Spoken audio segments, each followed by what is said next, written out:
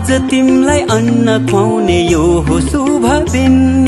हामी धेरै खुसी छौं तिमीलाई पाएदेखि। मुटुको टुक्रा तिमी, हाम्रो जीवनको खुसी तिमी।